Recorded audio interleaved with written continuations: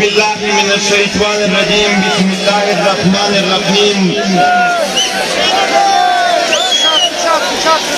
په دورلایي ښار کې په بوري کې راټول شوي د دې وطن نه ډېر درانه سپین ږیري او ځوانان او زموږ محترم خویندې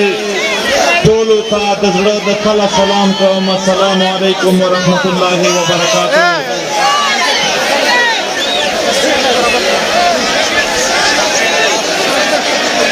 ګران ورور په خپل ځای کښېنئ. ورونو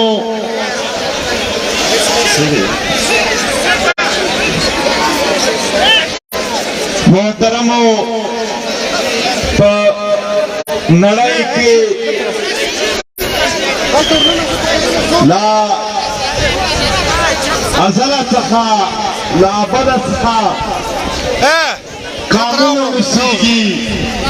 هر کام خپله ژبه لري، خپل تمدن او جغرافیه لري، د خپل پرمختګ ارمانونه لري او د خپل وطن د جوړولو استازیتوب کوي.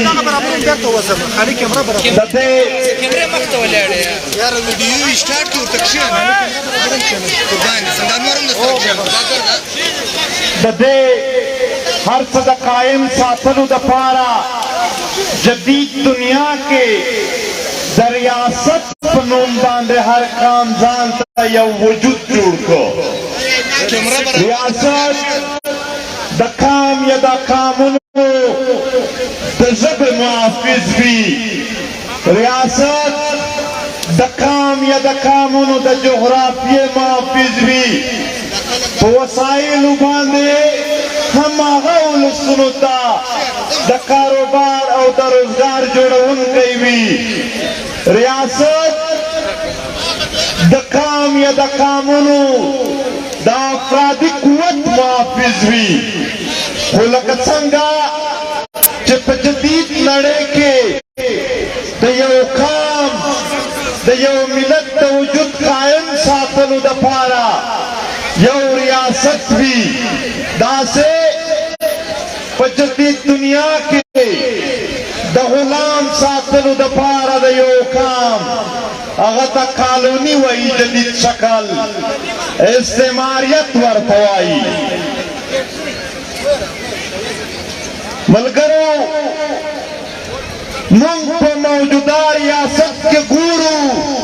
چې آیا موږ د استعماریت لاندې یو او کایا دا زموږ ریاست دی. ملګرو ما د استعمار خبره وکړه. استعمار څه ته وایي؟ استعمار یا کالونیالیزم دا د یو قام له اړخه د یو ملک له اړخه د بل قام یا د بل ملک په یو ټیکنیکل انداز باندې غلام ساتل چې د هغه په هر څه قبضه وشي او د هر څه باندې کاروبار او روزګار وشي، د ده ژبه نسخوره کړي او د ده ژوند ختم کړي. دې ته وایي استعمار. دا ملګري به په خپل ځای کښېنئ. آیا موږ په موجوده ریاست کې زموږ ژبه محفوظه ده؟ نه ده محفوظه. آیا موجوده ریاست زموږ د ژبې محافظ دی؟ زموږ د معدني وسایلو محافظ دی؟ زموږ د ولسونو محافظ دی؟ زموږ د جغرافیې محافظ دی؟ زموږ د قام د ارمانونو استازیتوب کوي؟ نو زموږ ژبه چې ورکېږي همدا یې ورکوي. زما افرادي قوت چې ختم کېږي هغه وژل کېږي، دا یې وژني. زما په خاوره باندې او زما په وطن باندې چې کومې ناانصافۍ کېږي د هغې ذمهوار هم دی او زما د خاورې په جغرافیه باندې هر وخت دی کمپرومایز کوي. محترمو زه مثال درکوم. جرمنیانو ځان لا جرمني جوړه کړې ده آیا د دوی ژبه به ورکه شي نه یې ورکېږي د دوی په وسایلو به یو بل کام قبضه وکړي کله هم نشي کولی د دوی افراد د دوی ولسونه به څوک ووژني په هېڅ صورت کې نشي وژلی ځکه هم چې هغه ځان ته ریاست لري داسې چې څوک غلامان وي هغه بیا خلک وژني امریکې خپل ولسونه نه دي وژلي خپله ژبه نه ده وژلې خو بیا عراق او افغانستان کې یې ولسونه وژل داسې غلام چې څوک وي هغه خلک وژني نور قامونه وژني خپل ځان جوړوي موجوده ریاست دا یو استعماري ریاست دی دا یو استعماري نظام دی په دې کې زموږ وجود او د وجود هره برخه په ختمېدو ده زه تاسو ته د ډېر وخت مثالونه نه درکوم د لرې وطنونو مثالونه نه درکوم دلته په کویټه کې د عدالت په احاطه کې دننه چې په سلګونو دلته زموږ وکیلان شهیدان شول آیا هغو ته انصاف ملاو شو په دې بوري ښار کې د ارمان نوني وینه تویه شوله آیا هغو ته انصاف ملاو شو محترمو شهید عثمان کاکړ تر نن ورځې پر دغه ریاست انصاف ورنه کړ عبیدالله خان قاصي په زنځیرونو کې تړلی ویډیو یې نن هم په پښتون کام قرض پرته ده چې هغه وایي چې دا د اف سی والا ما وژني پیسې ورکوي محترمو اسد خان اڅکزی په میاشتو ورک و او بیا یې صرف د ده مور او پلار او وروڼه او خویندې او قبیله ته صرف د ده یو داسې وجود مخته کېښودو چې هغه د کتلو نه و د خالق داد بابړ کیسه در یاده کوي مور یې نن هم هره ورځ 2 کیلومتره پیدل په ابلو پښو باندې د خپل زوی تر قبر پره سفر کوي د دغې استعماري قوتونو ووژلو او دغې استعماري قوتونو لا تر اوسه پورې په بوري کې یو وال جوړ شوی دی حال پتا چې دلته موږ د انصاف دپاره احتجاج کوو بیا دی موږ نسي بیا دی په موږ اف آی آر کوي محترمو ته دومره وسایل لرې ته د خپلې خاوره پښتون خاوره باندې څه نه دي موجود هر قسم وسایل پښتانه لري خو بیا هم مسایل لري افسوس خبره ده په دومره ډېرو وسایلو کې هم نن پښتانه او بل تلاش نیولي دي نن پښتانه ریاست ته وایي روډ راکړه او یوه ګلی راته پخه کړه و محترمه د زرګونو عربو ډالرو وطن مو دی راشه د دغې اختیار به وګټو په یو ځای بیا به چاته هم نه وي محتاجه چې یو روډ راکړه یا یو ډنګه وویله راته وکړه د خپلې خاورې د اختیار خبره چې وکړو محترمو نن ستا وسایل لوټل کېږي دا د هرنایي دا د شارک دا د دوکۍ کویلې ټول کاروبار د کرنلانو په لاس کې دی ټول سیټ اپ یې د کرنلانو په لاس کې دی په ځای د دې چې د دغو د وسایلو په بنیاد دوی ته یو ښه ژوند جوړ شي د هغو ولسونو ژوند یې مشکل کړی دی نن هلته پوسټونه دي نن هلته حالات خراب دی نن هلته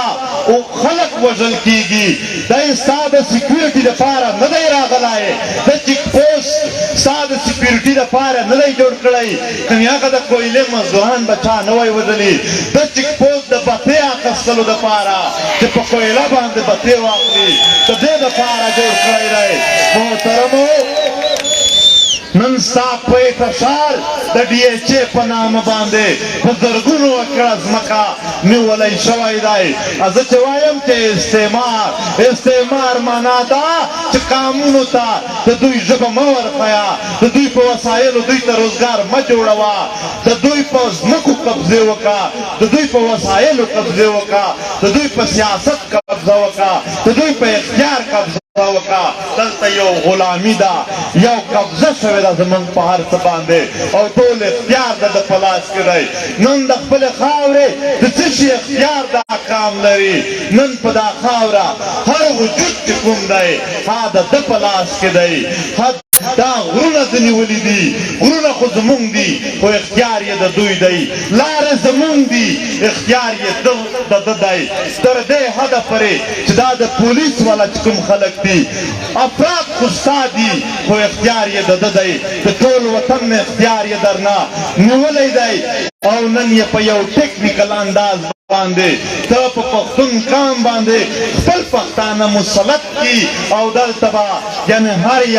هر یو ډاکو ته هر یو جاسوس ته هر یو داسې ناوړي کار کوونکو خلکو ته یو پنځه ټوپک ورکړي او دا خپل ولسونه به په ده باندې غلام ساتي او لاندې به ساتي خلک یې په دې مشکل کې اچولی دی د انساني حقوق دي انصاف ته یو عدالت دی دا کله هم نه ملاویږي دا د دغې وطن د اختیار خبره ده که د خپلې خاورې اختیار دې وګټو خو ستا عدالتونه به وي هر روانور او بل قاتل راوله او سزا ورکړه ستا که د خپلې خاورې اختیار دې و خو په خپلو وسایلو باندې خپلو بچو د وطن بچو ته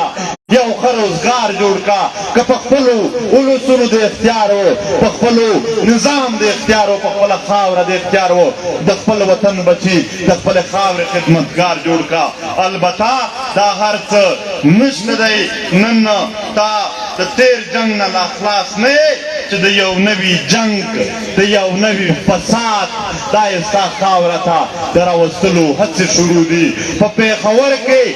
په سلو نه زیات ځوانان د دې وطن شهیدان شول د پولیس لاین د ماکې تر نن ورځې پورې په هغه باندې څه وشول و زما محترم ولسه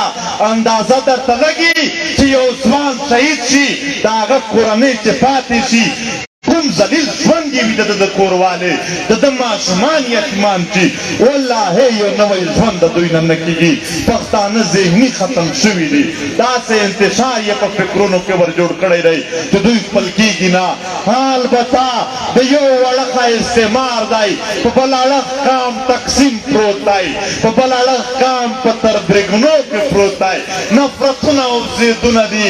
دلته د کام په درې غټو برخو خو تقسیم دی یو په قبیلو کې تقسیم دی چې یعنې پلانکی قبیله ده پلانکی قبیله ده پلانکی دا وزیرستان دی دا وزیر مسعود کاکړ اچکزی دا یوسفزی دا پلانکی چې نامونه یې قلم ډېرې زیاتې قبیلې دي او بیا یې ټوله پښتونولي محدوده کړې ده تر قبیلو پوره یعنې که زمونږ د قبیلې پنځه تنه څوک شهیدان کي نو مونږ ته ظلم هم ښکاري جبر هم ښکاري که زمونږ د قبیلې یو بېعزتي چیرې مونږ ته په لاس راغله نو په ټنډه مو خولې راشي چې دا څومره بد لګیا دي خو که د بلې قبیلې پښتانه چا وژل مونږ ته بیا هغه ترهګري او جنګ نه ښکاري که د بل پښتون قبیلې څه بېعزتي په لاس راغله هغه به پھیلاو کوي بیا دا ټوله پښتونولي عزت او ذلت او هر څه تر یو قبیلې پره محدود کول په دوم تقسیم دلته په سیمو کې دی دا د پېښور دی دا د پاټا دی دا د سوات دی دا د چمن دی په سیمه ییز تقسیم کې راټول شوي یو ټول پښتون او پښتونولي عزت او ذلت هر څه مو تر هغه ځای پره محدود دي درېیم تقسیم دلته په ګوندونو کې تقسیم یو که مونږ د یو ګوند یو د هغې ګوند کې چا ظلم جبر د هغو سره وشو نو مونږ ته ډېر غټ ظلم جبر ښکاري خو که د بل ګوند سل ځله هم هغه پښتون شي خو هغه سره بیا مونږ هغه قسم هغه ډول یو همدردي نه ښکاره کوو نو محترمو یو اړخ ته استعمار دی بل طرف ته فکري تقسیم دی نو دلته پی ټي ایم دوه کارونه کوي یو اړخ ته استعمار ته ګوته څنډوي چې کلار شه بل خوا ته کام ته یې جولې نیولې ده چې راټول شه دا کام راټولوي او دغه استعمار ته یو لوی شکست پرې ورکوي زه منم د استعمار سره زه منم د دغې خاورې د دښمن سره به لوی قوتونه وي دوی به منظم وي دوی به فوجونه لري دوی به هر څه لاري خو البته که پښتانه راټول شول والله چې په دې خاوره باندې یوه شپه هم دی رانه وکړي دی هېڅ هم نشي کولی محترمو دا پیاوړي نه دي دا انتهایی ډارن مخلوق دی خو البته مونږ پراته یو مونږ تقسیم یو مونږ بې باوره شوي یو زمونږ په منځ کې اتحاد نشته دی که دغو پښتنو اتحاد وکړه که پښتانه اتفاق وکړي که پښتانه ملي فکر جوړ کړي ملي فکر معنا چې ما ته د هرې سیمې د هرې قبیلې او د هر ګوند پښتون خپل ځان وښکاري خپل وجود وښکاري لکه چېرې پښتانه په ملي فکر راټول شي نو زه تاسو ته باور درکومه چې د دغې دشمن تماشه به زه په تاسو کومه د دغې محترمو اوس یې هم د جنګ نوې څپې شروع کړي دي یو خوا استعماري قوتونه لګیا دي دې خاوره ته یې نوې اصلې راوړي دي نوي طرزونه راوړي دي نوی سیټ اپ جوړ کړی دی چې بیا ستا په وینو باندې ډالر وګټو په بل خوا باندې مونږ لګیا یو قام را جوړوو قام را پاسوو وقام را ټول شه راشه چې د احمد صاحب ابدالي تاریخ په ژوندی کو راشه چې خپله خاوره وګټو او دی کله هم په ارام پرېنږدو ستا د وطن منځ یې اوس هم لا اوښکې تویوي ستا د وطن د ځوانانو او د ښځو درو وینې په تا باندې قرض پاتې دي نن یې وخت دی چې راټول شي نن ستاسو سره مونږ چې دا هر څه کول مونږ چې ځانونه غیر پارلماني ساتل دې دپاره مو وساتل چې ټول په یو ځای راټول کړو او ارمان مو دی او دا ارمان خامخا پوره کوو چې د خپلې خاورې دښمن ته به شکست ورکوو او داسې شکست به ورکوو چې په تاریخ کې بیا د پښتنو خاورو ته څوک وروهم نه ګوري نو د دې لپاره تیاري ده د دې لپاره ملي فکر جوړول دي دلته د پي ټي ایم ډېر پر ملګري دي هغو ته وایو چې پي ټي ایم صرف د پي ټي ایم دپاره نه دی پي ټي ایم د ټول قام دپاره دی د هر وګړي هرې سیمې هرې قبیلې او هر چا دپاره دی تاسو به د ځان سوچ نه کوئ تاسو به د ټول ملت سوچ کوئ موږ ته اکثر خلک وایي چې داسې طرز خپل کوئ چې تاسو ځانونه بچ کوئ موږ به دلته کله هم نه شي کېدلی چې موږ خپل تنظیم یا ځانونه بچ کوو نه دا د وطن دپاره قربان دي چې په وطن باندې سخته ورځ راځي موږ به کلک ودرېږو او په دې باندې که د طالب زړه چوي که د فوجي زړه چوي او که هر معاملات ته هر ډګر ته رامخته کېده والله دا سرې ټوپې به په مخ کې ورته ولاړې وي موږ هېڅکله هم په خپله خاوره نور د استعماریت ته تیار نه یو د غلامي ته تیار نه یو البته دا یو فکر دی چې موږ غلامي ته تیار نه یو موږ په دې خاوره یو خپلواک ژوند غواړو البته بیا هم وایم چې یو منصبه هم پکار ده چې ته د خپل هدف سره ځان رسولی شې زه خپلو ټولو ملګرو ته یقیندني ورکوم چې پي ټي ایم یو مضبوط شډول او منصبه هم لري پي ټي ایم ته خپل طرز معلوم دی چې دغه طرز باندې به زه تر خپل مقصد سره ځان رسوم په دې کې د دغې کام ملګرتیا ضروري ده اکثر زه ورته وایم چې د دښمن سره به جاز وي د دښمن سره به ټانک وي د دښمن سره به منظم فوجونه وي د دښمن سره به هر قسم وسایل وي وادر وي زموږ سره هم پښتانه دي چې تر ټولو زورور دي نن د دغې دپاره چې د خپل قام راټول شي ډېرې سیمې اوس راټولې شوي دي خو څه سیمې لا اوس هم پاتې دي مونږ په هغې باندې خفه نه یو هغه به هم مونږ هلته ګرځو خپلو لسونه مو دي راټولوئ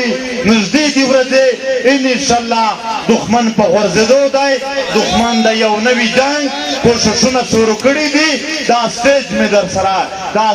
در سره نقشه دی دا سټیج به ګواهي ورکوي دی به په راتلونکي وختونو کې تاسو وینئ چې نسکور شو په پښتونخوا کې د پښتون په خاوره باندې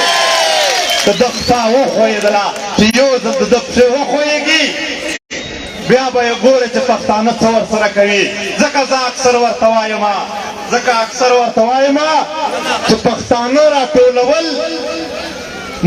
ناممکن نه دي خو مشکل دي خو که یو ځل د راټول کړل بیا یې سمبالول ناممکن دي بیا به په هېڅ صورت باندې هم دوی څوک کمزوري نه کړي دلته یو مورکۍ راغلې وه